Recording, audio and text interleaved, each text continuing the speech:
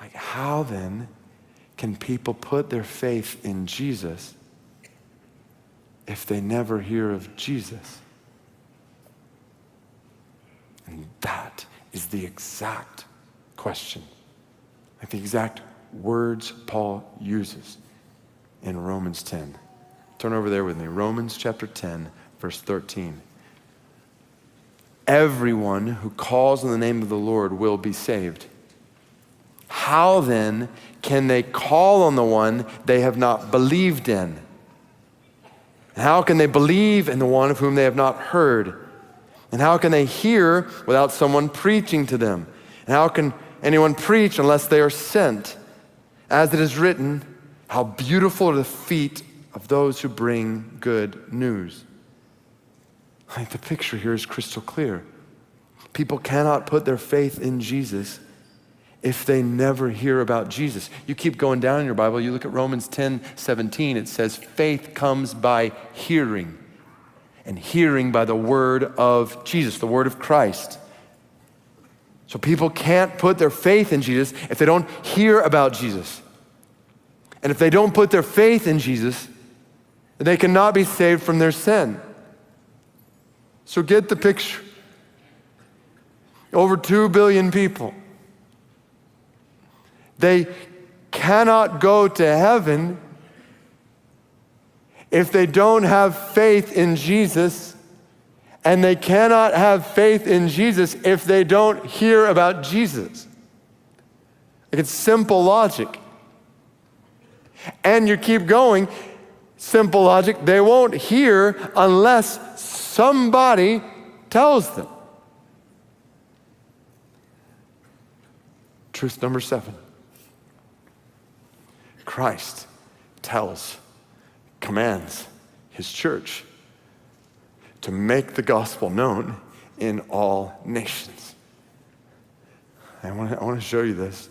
I want you to look here in Romans 10 at the verbs in this passage in reverse. And as you do, you will see God's plan for how the gospel will go to all the nations. How is the gospel going to go to all those people? Watch this. Start at the end. So, how beautiful are the feet of those who bring good news, those who are sent out. So this is where it starts. Jesus sends followers to all nations. He sends out his followers.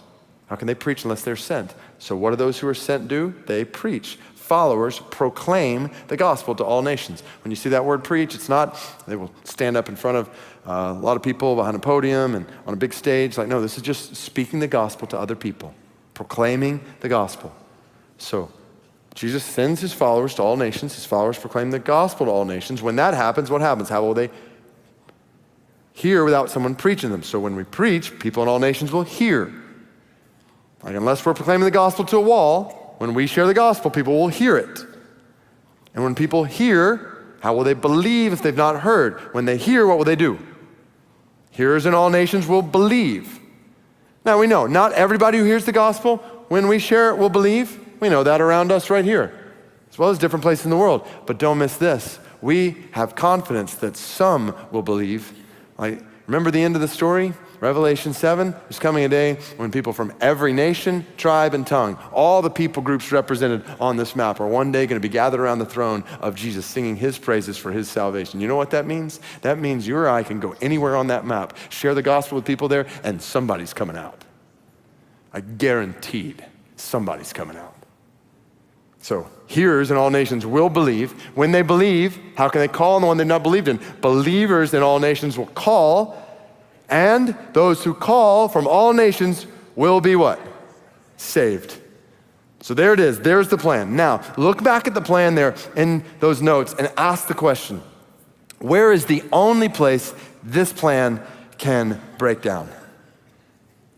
All right, let's think. Let's go from the end. Will those who call on the name of the Lord will be saved? Yes, guaranteed. Will those who believe call? Yes. Those who believe will call the name of the Lord, be saved. Will those who hear believe? Again, we said not all will, but some will, guaranteed. Those who hear will believe. When followers of Jesus proclaim the gospel, will people hear? Yes. Yes, unless we're talking to a wall, they will hear. Then jump to the beginning. Is Jesus still sending his followers? Or is he taking a generation off? I don't think he has. Jesus is still sending his followers. The only potential breakdown in the plan is when followers of Jesus who have the gospel decide not to go and proclaim the gospel to people who haven't heard it. When followers of Jesus say, we're just going to all live our lives in places where the gospel has gone, and we're not going to leave and go where it hasn't. And people look at this map and say, well, I mean, surely God has other ways, right? God's working in dreams and visions. Don't you hear stories about dreams and visions across the Muslim world, this or that? And yes, like absolutely, God works in all kinds of ways, including dreams and visions. But you will not find one verse in the Bible, in the book of Acts, where the gospel is going forward apart from a human instrument proclaiming it. Even you got Cornelius' dream, vision. Peter, get up, go there. It's always through people. Like, could God use other means? Sure he could. God has the power to write the book of Romans in the sky tonight. And boom, they're all reached. But he's not doing that. You know why? Because God, in his sovereign wisdom and kindness, has chosen to use you and me to carry the greatest news to the ends of the earth. And if we don't go, they won't hear. And they won't believe, and they won't call, and they won't be saved. Like, do you see it, church? Like, we are plan A for the spread of the gospel to the nations, and there is no plan B.